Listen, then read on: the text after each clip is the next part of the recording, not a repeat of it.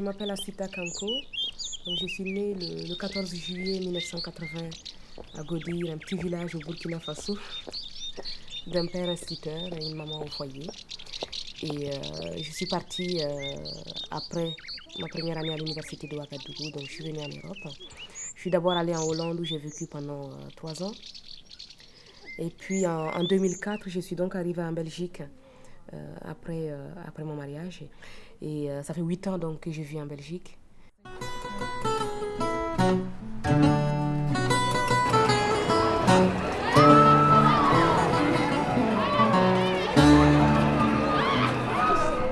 Ja, ik zal de foto's vandaag op Facebook zetten.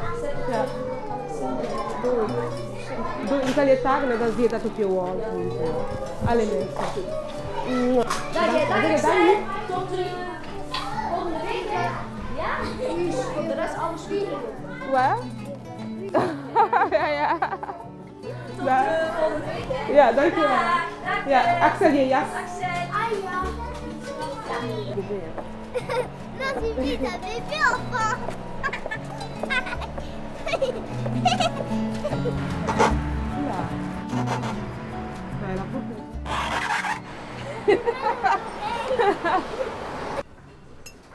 Toi, tu n'es pas africaine. Un tout petit peu. Un tout petit peu, hein? Un mélange, hein? Un mélange arc-en-ciel. Oui. Non. Tu sais pourquoi tu es métisse? Non.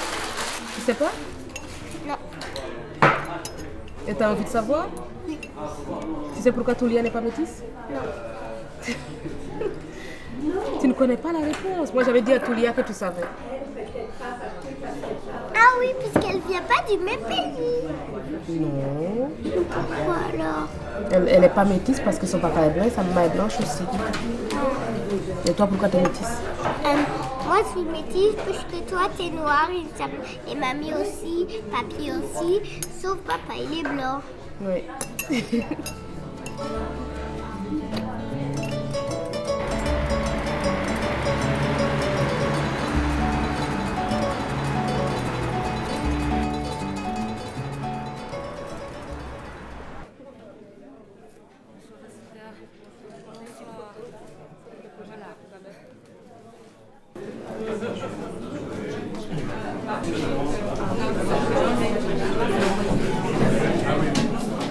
Bonsoir, je vous remercie vraiment d'être venus si nombreux. Je remercie surtout Boris. Je recommence. Je remercie François et Boris. À XL, c'est les femmes d'abord. Hein. Vous savez qu'on est de très nombreuses femmes élues. Dominique, combien de femmes? 11 sur 15. 11 sur 15. Vous vous rendez compte? Je vous demande d'applaudir très fort pour les femmes d'XL. On a prêté serment jeudi et nous sommes lundi et déjà Asita est là pour vous recevoir. Vous avez vu comment c'est organisé, les photos, le tweet, vraiment formidable. Il faudra que tu nous donnes cours parce qu'on est quelque part un petit peu dépassé. Donc vraiment, je suis très heureuse de ton implication, de ton dynamisme, de la magnifique campagne que tu as réalisée durant ces quelques mois, parce que quelques mois de travail acharné, tout en conservant ton travail, car aussi professionnellement, tu as des responsabilités et surtout, tu es maman d'une petite fille, ta petite puce, comme tu l'appelles, qui est très souvent présente avec toi dans les manifestations. Et vraiment, nous sommes très heureuses de t'avoir parmi nous à XL, parmi ces 11 femmes sur 15 élues. Je suis persuadée que tu vas nous apporter énormément dans ces 6 années, dans cette législature et toutes les années à venir à XL. Et donc, vraiment, félicitations à toi, à toute ton équipe, car, comme je dis, c'est une équipe qui gagne.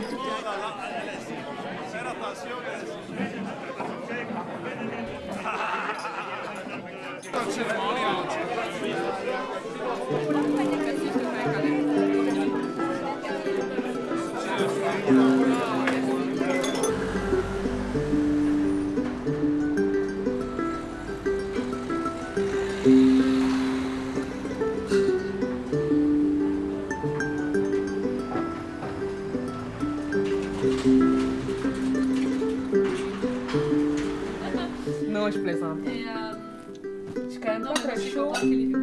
C'est pas très chaud, mais ça me fera du bien d'avoir une petite couverture comme tu avais oublié d'allumer ton chauffage. Je crois qu'on quitte un endroit pour différentes raisons. Et moi, j'ai quitté chez moi parce que je ne me sentais pas chez moi. Et je suis partie chercher un autre endroit où je peux me retrouver moi-même. Et dans ce sens-là, c'est vrai que j'ai toujours le discours d'Asita parce qu'en Roumanie, qui est un pays magnifique, à cause de mentalité qui reste fort traditionnelle, j'ai une façon un peu trop libre de penser, très ouverte. C'est pour ça que je n'ai pas trouvé ma place. Je me suis dit, je ne veux jamais vivre ici, je vais devoir partir. Et ça, c'était mon plus grand ressenti depuis toute jeune. Ce n'est jamais facile à trouver son chez-soi, en quelque sorte. Parce qu'on se rend compte que finalement, le chez-soi, c'est soi-même. Comment toi, tu arrives à t'exprimer dans l'endroit où tu es. Pour moi, c'est ça, mon chez-moi. Je crois que je pourrais me sentir maintenant bien partout où je suis libre de dire et ressentir ce que j'ai envie de ressentir et vivre. Et finalement, c'est ça mon chez-moi. J'ai 34 ans, je ne suis pas mariée, je n'ai pas des enfants. C'est inconcevable en Roumanie. C'est inconcevable. Donc c'est à 24, à 25, il y a déjà 2 ou 3 enfants. Vraiment, comme je dis, c'est une société traditionnelle. Il y a très peu de femmes qui arrivent à être en Roumanie. C'est mal vu si à 34 ans, tu n'es pas mariée avec des enfants. Voilà, donc du coup, même quand je rentre, on ne me demande plus quand est-ce que tu te maries, mais directement quand est-ce que tu auras des enfants. on a vu qu'il y a une étape qu'il faut quand même passer, quoi. Donc voilà, et se retrouver ici, c'était ça, pouvoir être soi-même.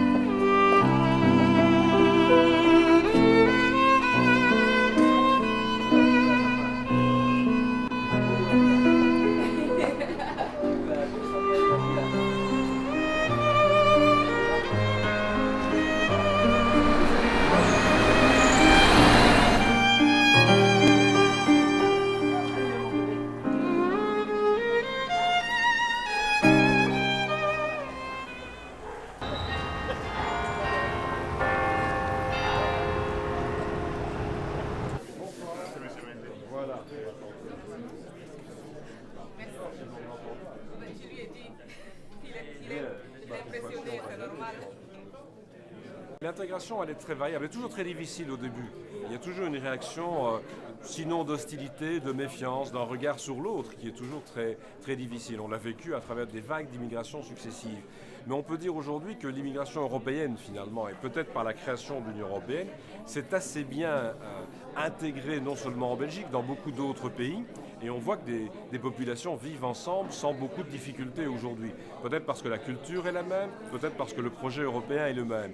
Quand on vient de plus loin, la situation est plus difficile et on a des situations très variables. On a des populations asiatiques, je pense notamment à des populations vietnamiennes, qui sont venues au moment du conflit du Vietnam et qui se sont intégrées, qui se sont fondues d'une certaine façon dans la vie économique, sociale du pays.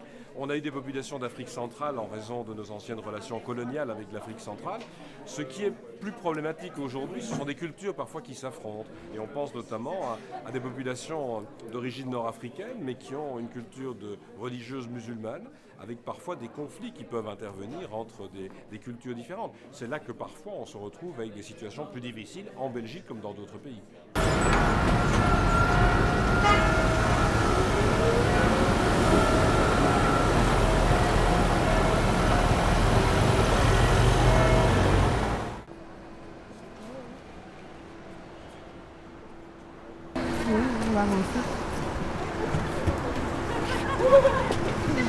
Mais on a de la chance parce que parfois la file elle va jusque là-bas.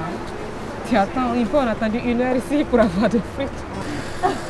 Et à bientôt. À bientôt, merci de faire de si bonnes frites, les meilleures de Bruxelles. C'est trop gentil, en plus en tant que conseillère communale, ça me fait particulièrement plaisir. Avec plaisir. C'est bon. j'aime bien quand ils sont secs comme ça. Ouais. Je vais en prendre pour action. Elle est l'exemple même de la jeune femme qui participe pleinement à la société d'accueil. Elle est venue quand même en Belgique avec un passé, une histoire, une éducation, et c'est une femme dynamique qui a directement ou très rapidement trouvé sa place dans la société d'accueil et qui a pris les opportunités qui se présentaient pour véritablement développer son parcours, son installation à Bruxelles. Et donc, l'histoire d'Asita n'est pas banale, c'est vraiment l'exemple même de ce que nous aimons, nous souhaitons dans l'accueil des personnes d'origine étrangère, à savoir qu'elles participent pleinement, qu'elles aient un travail, qu'elles aient des enfants, une vie familiale, une vie sociale, culturelle et en l'occurrence une vie politique. May have the same rights as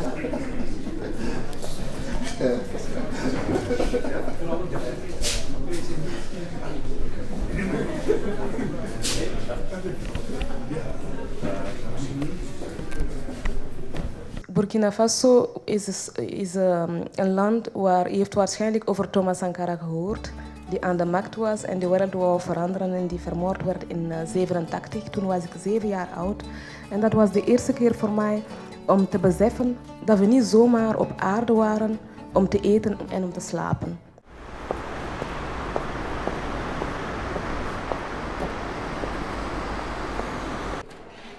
Siéger aujourd'hui pour la première fois au conseil communal, c'est un vrai honneur pour moi, c'est une joie. Mais voilà, c'est l'aboutissement d'un combat, de toute une campagne électorale et je suis très très très heureuse. Le fait d'être d'origine africaine et de se faire élire à Ixelles montre quand même un certain niveau d'intégration et d'acceptation par une population qui est assez diverse. Donc c'est pas une commune africaine. Hein. Donc ça veut dire que les gens acceptent de dépasser la couleur, acceptent de dépasser le niveau linguistique et de voter pour quelqu'un parce qu'ils croient à un programme. Quoi. À bientôt. Je ne parle même pas d'intégration pour Asita, parce que pour ma part, Asita, elle est ixelloise.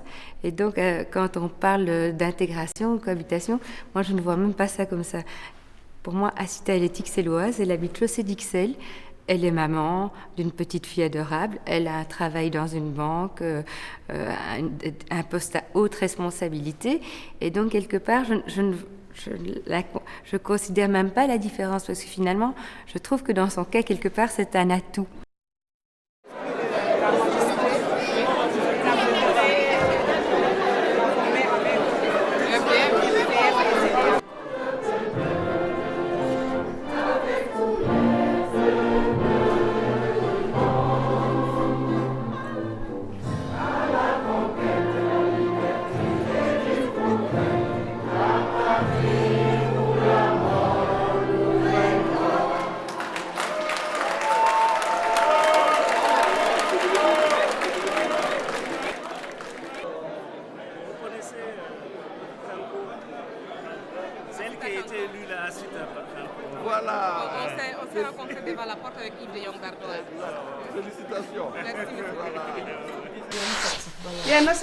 Comme zot ngirigidi madame zot ngirigidi comme pour yanga ya trottoir le zouk ti bum pam fo ya pour yanga. Maman, il est vraiment tard, hein? Tu devrais arrêter de repasser. C'est le dernier, hein? Moi et de toutes les façons je travaille demain.